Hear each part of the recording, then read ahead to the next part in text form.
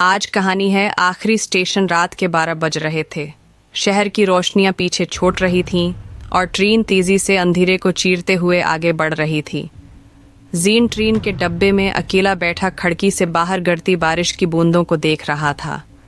वो थका हुआ था, लेकिन एक अनजाना सा खौफ उसे सोने नहीं दे रहा था। अचानक ट्रेन एक ऐसे स्टेशन पर रखी जिसका नाम उसने पहले कभी नहीं सुना था। स्टेशन के बोर्ड पर लिखा था खामोशी।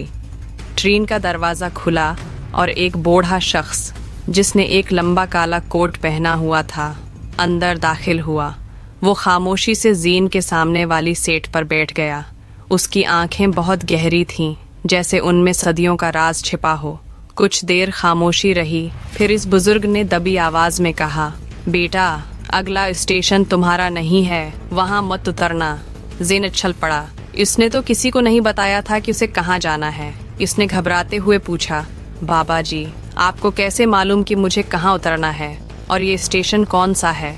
बूढ़े ने एक अजीब सी मुस्कुराहट के साथ जवाब दिया, इस रास्ते पर मुसाफिर नहीं आते, सिर्फ वो रूहें आती हैं जो अपना रिश्ता भटक चुकी हूँ। तुम गलत ट्रेन में सवार हो गए हो जीन। जीन का दिल जोर जोर से धड़कने लगा। उसने अपना फ़ोन निकाला ताकि किसी को कॉल कर सके, लेकिन वहाँ सिग्नल नहीं थे। जब उसने दोबारा सामने देखा तो वो बूढ़ा गायब हो चुका था। सिर्फ उसकी सीट पर एक पुरानी घड़ी पड़ी थी जिसकी सुइयां उल्टी चल रही थीं। अचानक ट्रेन की लाइटें टमटमाने लगीं और बाहर का मंजर बदल गया। ट्रेन अब पटरी पर नहीं बल्कि बादलों के दरमियान चल रही थी। जीन ने खिड़की से बाहर देखा तो उसे नीचे अपना ही बचपन का घर नजर आया, जहां वो अपने वालिदीन के साथ खेल रहा था। उसे एहसास हुआ कि ये ट्रेन उसे उसके माजी में ले जा रही है। ट्रेन एक बार फिर रखी। स्टेशन मास्टर की आवाज़ गूंजी, आखिरी स्टेशन, अपना सामान और अपनी यादें साथ लेकर उतर जाएं। जीन जैसे ही दरवाजे की तरफ बढ़ा, उसे वही बुजुर्ग दोबारा नजर आए।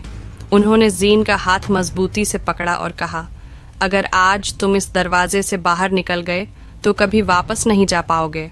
जीन ने पूरी कुव्वत से अपना हाथ छुड़ाया और पीछे की तरफ भागा। उसे एक जोरदार झटका लगा और इसकी आंख खुली।